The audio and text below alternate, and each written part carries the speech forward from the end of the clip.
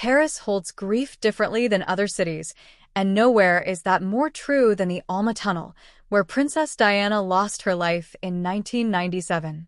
What nobody expected was that this site of quiet mourning would become the center of a controversy shaking both Montecito and Buckingham Palace after footage emerged of Meghan Markle appearing in that very location.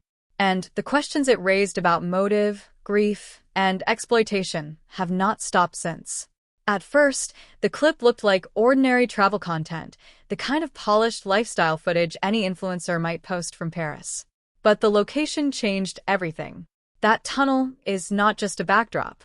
For Prince Harry, it is the place where his childhood ended. Witnesses described the video as carefully framed and polished, not accidental.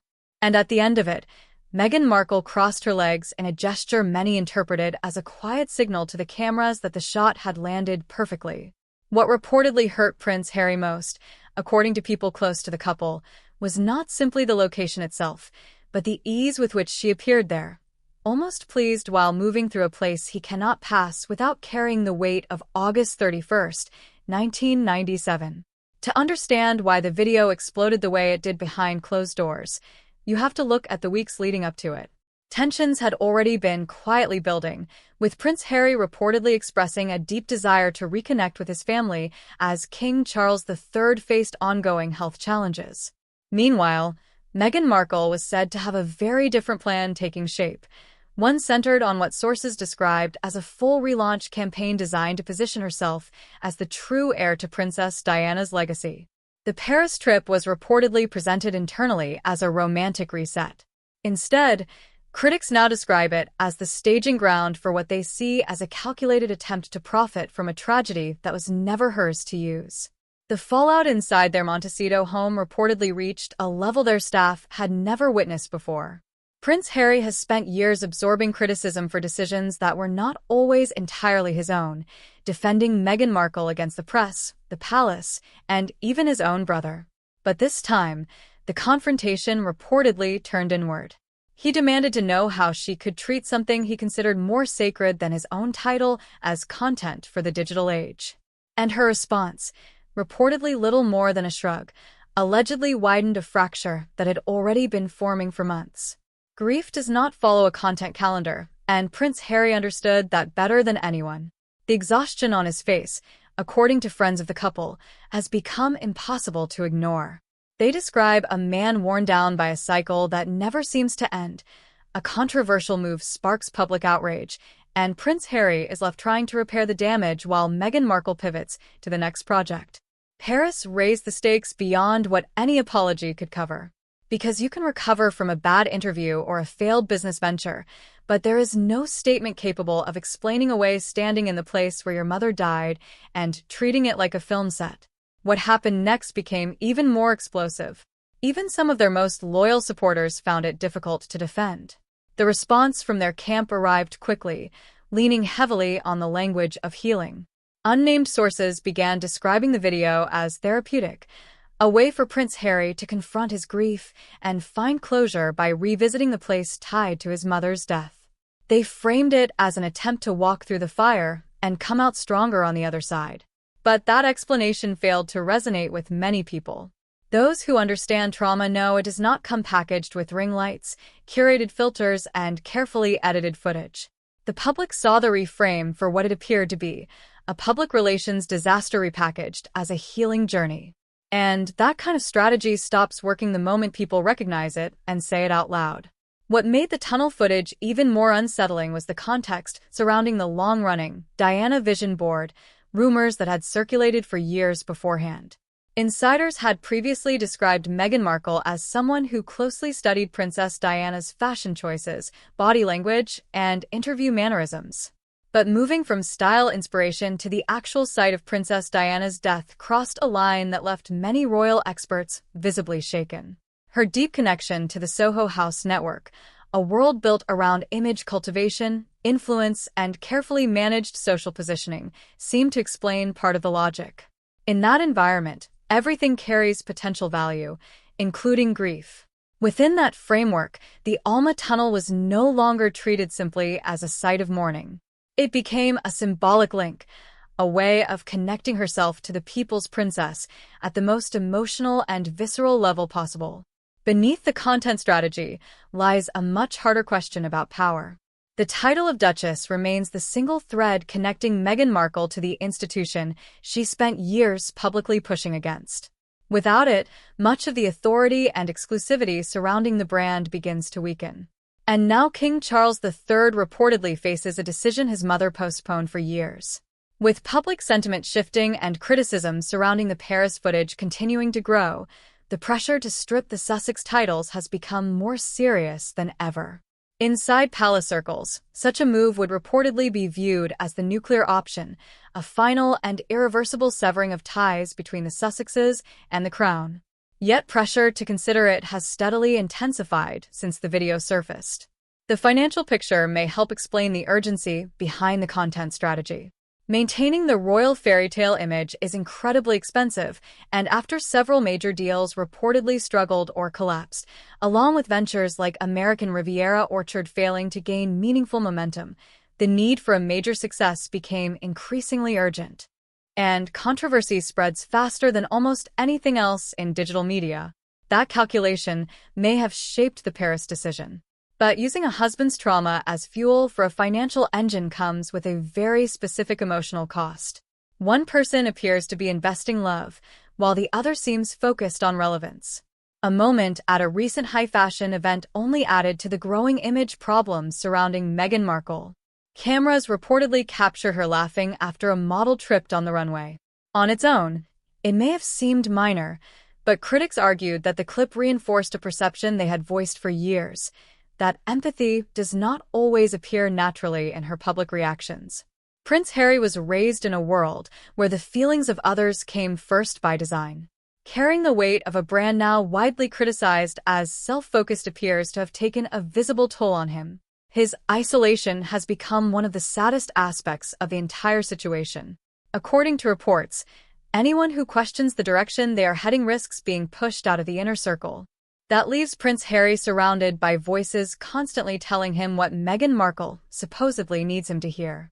The rebel prince who once defied the monarchy, the man who once held the sympathy of the entire world, now appears, to some observers, more like a soldier following orders in a war he may no longer fully believe in. He gave up a kingdom for love, and now the walls of the life he chose seem to be closing in around him. Yet solo appearances in early 2026 appeared to tell a very different story.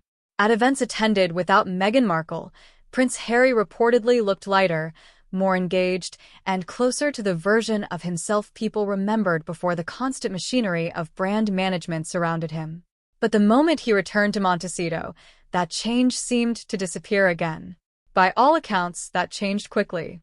Insiders claim Meghan Markle fears what it could mean if Prince Harry begins building an identity independent of the Sussex brand, because he remains its most valuable asset.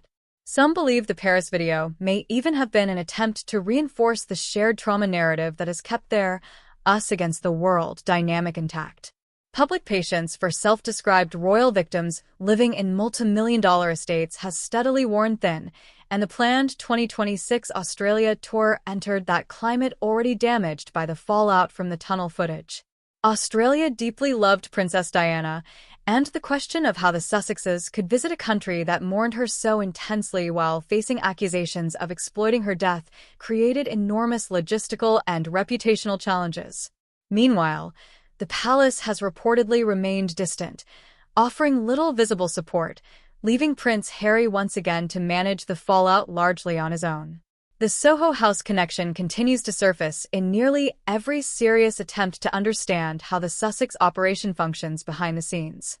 Many of Meghan Markle's closest advisors are said to come from that network, and they are known for their ability to pivot quickly, moving from one failed narrative to another without losing momentum. But the Paris situation appeared to test the limits of that strategy. Because you cannot simply pivot away from accusations of disrespecting the dead. And no amount of social engineering can easily manage a husband's grief once he begins recognizing the machinery behind it. According to people close to Prince Harry, he is beginning to see it. Body language analysts and royal watchers have reportedly examined recent public appearances with unusual intensity, and many claim the patterns are consistent. Prince Harry leans away. His hands tighten. His eyes drift toward exits. Meanwhile, Meghan Markle maintains the polished Duchess smile, but critics say it now feels surface level, a performance that no longer fully reaches her eyes. And that visibility, the sense that the performance itself has become obvious, is what feels different now. He gave up a kingdom for love, and now, according to critics, the ruins of both surround him. The financial pressure only intensifies the situation.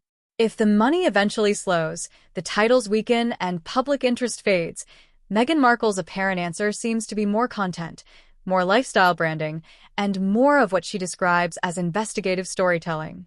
But Prince Harry's answer appears far less clear. He is a man who lost his mother, lost his family, and lost his home. And, according to these reports, the woman for whom he sacrificed everything allegedly responded to his grief with indifference. The Paris footage did not create that reality, it exposed it. It made visible something critics believe had existed for much longer than anyone was willing to say openly. The spark that once defined Prince Harry in his younger years, the warmth, the unpredictability, the humanity that made him one of the most relatable members of the royal family, now appears replaced by something quieter and heavier. Some observers believe he stays not because he is happy, but because leaving would force him to confront the possibility that he may have been wrong. Wrong about the palace, wrong about the press, and, most painfully, wrong about Meghan Markle herself. Admitting that the fairy tale may have been a mistake could be the one truth he cannot bear to face. So, he continues cleaning up the controversies, standing beside her, and performing the life they built together. And it is in the silence between the camera flashes where many believe the real story exists. In those quieter moments, Prince Harry has reportedly been spending more time alone and reconnecting with old friends in Britain he had not spoken to in years. The conversations are described as cautious, but genuine. The emotional wall he built around himself appears to be developing cracks, and those cracks seem to point back toward home, even if home is now a version of England that may no longer fully have a place for him. The Alma Tunnel, where the crash that killed Princess Diana occurred in 1997, has now taken on a second meaning within the Sussex story. It became the place where private grief crossed into public spectacle, perhaps permanently. Prince Harry entered the life he chose believing freedom waited on the other side. But according to critics, what he found instead was a different kind of confinement, one built from denial, performance, and the slow erosion of everything he once held sacred. And yet, at public events, he still remembers how to play the role. The choreography is still perfect. The handshakes, the scripted warmth, the practiced ease of a man trained from childhood to project composure. But the spontaneity that once made Prince Harry magnetic now seems absent. His laughter feels timed rather than natural, and audiences watching him appear to sense it. The fatigue shows in his posture. The sadness sits behind his eyes where the lightness used to be. Meghan Markle, meanwhile, continues building. New projects focused on exposing the inner workings of the monarchy are reportedly in development, and she has leaned heavily into presenting herself as a truth-teller navigating a world of royal secrets. But the Paris incident complicated that image significantly. After the tunnel footage and the clip of her laughing at a runway model circulated together, the question of whose truth she is actually telling became impossible for critics to ignore. She intended to be seen as the subject of the story. Increasingly, the public has begun viewing her as the author of it. The months ahead may demand more from both of them than they still have left to give. Financial pressure, growing legal conversations around their titles, and a public narrative that has shifted sharply against them have reportedly pushed them into a corner where the only remaining moves feel increasingly aggressive. More shocking revelations may still come. More calculated attempts to regain attention are likely. But the spotlight they continue chasing reveals everything it touches, including the things they would prefer remain hidden. What once began as a modern love story, two people choosing each other over every competing expectation, now reads, to many critics, as a warning about what happens when image overtakes reality and content becomes more important than character. According to this narrative, Prince Harry lost his direction, and Meghan Markle lost her audience. The fairy tale they sold to the world ultimately became the most expensive production either of them ever created. Love, some say, is what finally broke Prince Harry, not the palace and not the press. What began as rebellion slowly transformed into obligation, and obligation into exhaustion, until the man who once fought passionately for what he believed in now seems to fight only to hold together something increasingly fragile. People close to him reportedly describe someone quieter and more distant than they have ever known him to be. The Alma Tunnel now stands behind him not only as a physical place, but also as a symbol, a site where something precious was lost forever. He walked toward the life he chose, believing the light was ahead. And what he found instead was a silence that has only grown louder with time. Real freedom, the kind Prince Harry may have truly been searching for, does not come from running away. It comes from telling the truth. And according to this interpretation of events, telling the truth may no longer feel safe to him. The footage from that tunnel will continue to circulate, and the debate surrounding it will continue as well. Neither Meghan Markle nor Prince Harry may ever fully escape the questions it raised.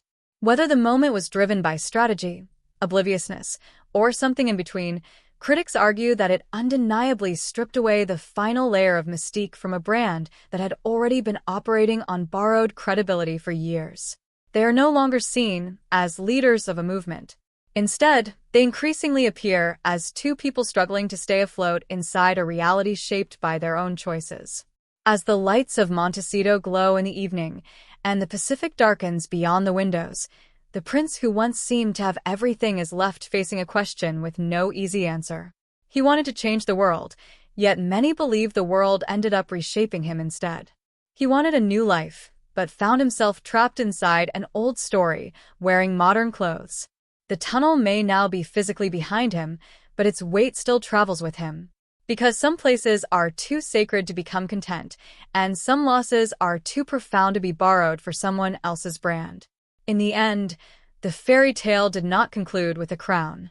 It ended with the click of a camera and a long, dark ride through a place that should never have become part of a performance.